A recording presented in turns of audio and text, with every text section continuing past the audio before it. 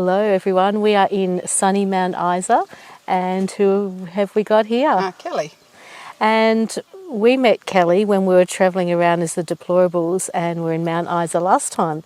We met her in Mount Isa with her camper van, and she came out to the cattle station with us, and she is still here. Kelley, what has inspired you or drawn you to life on the cattle farm here? Well, I actually went back to Roma. Ah. After you guys left, I went back down to Roma and just packed everything up basically. Finished off the financial year at work, because I have an accounting background. So I thought it was fair to finish off the financial year. I also had my own business, so and was doing the books for someone else, so took it to the end of financial year and then packed up and came back. Originally I came over to meet you guys. Yep. At Mount Isa, was to see if you had compiled a list of resistance-friendly places that were open for other people. The situation that I was in Roma was, with things moving the way they were, I wasn't comfortable sitting where I was. Yep. So it was always pretty much in the back of my mind that I would be leaving Roma. So it's quite a funny place. Could count on one hand the people that I knew in a town of 7,000 people who were openly against what was going on. Mm. So for me, it didn't feel like a safe place to remain if things got pushed forward. Yeah. And then when I met you guys and Lynn welcomed me out, and in the course of conversation it came up why I'd come across to meet you guys as you came across the border. And Luke said, well, you're sitting on one. A resistance farm, that is. Yeah, and a damn good one. So I, just tidied things up where I was and packed up and culled pretty hard. Culled the personal possessions pretty hard and threw what I had left in the motorhome and moseyed on up here. And when I arrived, I still didn't know whether I'd be staying or not. I took a trip up to Darwin to see my nieces and goddaughter and everything up there, and then came back and decided, oh well, I'll stay. Yeah. And to find a spot within the little community that Lynn and Luke have got here, decided that growing some of our own food and such like that was probably a really good idea. Set up, start not just only to feed us, but to put stuff away, preserve, do canning and fill up the stocks and the stores, and that, as well as cooking the majority of the time for the community, was my contribution. And although you have skills in accountancy, clearly you have an absolute passion for gardening and creating sustainable food options. And the last time we were here at Mount Isa, this garden didn't exist in this way. And to think in that amount of short time, the setup here is amazing. And we've spoken to lots of people as we've travelled who are looking at setting up gardens and farms and food options now within their own properties and land. Not everyone is going to have this many bathtubs, but this is a great setup for this place. And obviously the weather and conditions are different in different places, but you've obviously learned a lot of things in those few months about successfully growing veggies. What are some of your tips? Experiment. Yes.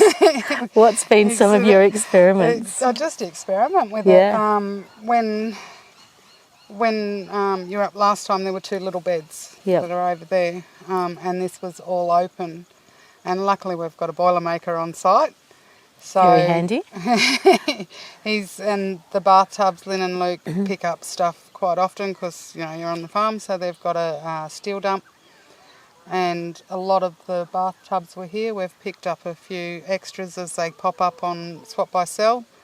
Yeah. And Jeremy has he's just made frames, so they're raised up off the ground for drainage. Also helps my back. Yep. Don't have to bend over as far. Yep. And and just experiment. The first couple we had bathtubs we had in before we did the shade house, and the plants didn't like it. Coming into summer in Mount Isa, you're looking at rising, going up to the 40s and over. So we got online and I found some 50% UV shade cloths, so that way it's not too dark. If you go the black or the green, you're going to block out what the plants need. So, and it just takes that bite off the sun to help a bit more with the heat, because we are a bit challenged where we are. We put misters up on the roof as well, so it just every now and then, and it's all on a timer, and it just cools it down in the heat of the day. Yeah. And the experimenting was, like, the soil around here, it's good loamy soil. Mixed it with some potting mix just to add a bit more into it. And just played with the ratio, what likes what. I've sort of always had a little veggie patch, but not to this extent, and this is probably with the playing with it and the experimenting has produced a lot more than what my normal veggie patch would, so that's been good. Well, we have been blessed, and the community here has been blessed, not only with Kelley's vegetables and produce that she's producing, but her cooking skills as well. They go together really well. Do you have any tips for parents and families around raising kids and eating healthy fruit and veggies?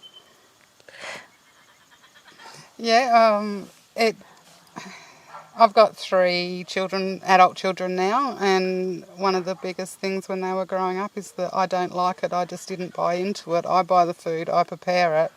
So what they got used to eating was from what I was giving them. So the kids, they wouldn't come home from school and have a packet of chips. They'd come home and have a fruit and cheese platter. It's what you'd introduce your children to begin with, I think, and let them, instead of they wouldn't like that or whatever, let them try different foods, let them try different things. On the cooking side of it, I've done I make my own spaghetti sauce, so in that I hide a whole heap of veggies that they don't know is there, so you're slipping those in, you're being a bit sneaky, and you're slipping in things like that that they just don't know. So, not many kids would sit there and eat zucchini, but they are when they eat spaghetti bog. Yeah.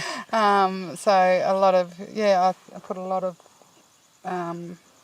extra veggies into the sauce because I don't really like the off-the-shelf sauces and all of that kind of stuff because they're full of nasties, and if you can do more with fresh fruit and veg, then it's better to begin with. But with getting kids to eat fruit and veg, I think it really does come back to the start from when they're first starting foods, and is to go the fresh option to begin with, and just keep pushing with it. Have that fight because it's worth it for their health. Yeah. That's there's just way too much. Butterfly came for a visit. Just passing through. There's just way too much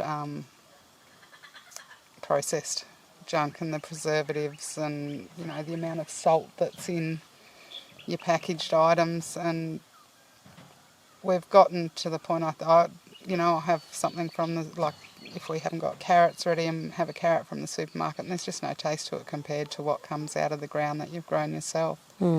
And we've gotten very used to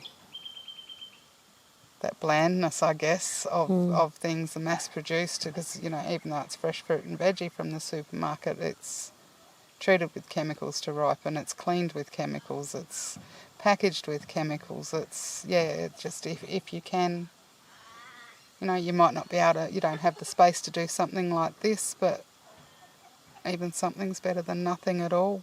Yeah. Even if it is, some tomatoes that you grow yourself, and kids like to get involved in it too. We've got the kids here. Michael calls it the shop out here. Whenever anyone comes Going out to the shop. Any other kids come out, he goes, "Oh, the shop's over there," and you can see the kids going, "Where?" This is our shop. Yeah. So yeah, Michael calls the garden the shop. That's great. And yeah, the kids can come out if they want to come out. And Yeah. Michael's been out a few times and realised that there's a bit more to gardening than just watering. Keep the shop stocked. It's a bit of work to keep the shop stocked. A bit of weeding and, and the digging and everything, but it's good to get kids involved in it too, so they do appreciate the work that goes into it, and they can see, you start with a seed that they've put in the ground and they can see the plant they've planted grow. Yeah. And then they might develop a passion for it as well. Well, Kelley, in a short amount of time, you have left a beautiful imprint and become part of this community and have found a beautiful niche to contribute to. And it's been a delight to catch up with you and see you again since last time we met. Thank you for chatting with us today in the Deplorable Search for Humanity. No worries. Thank you. Thank you.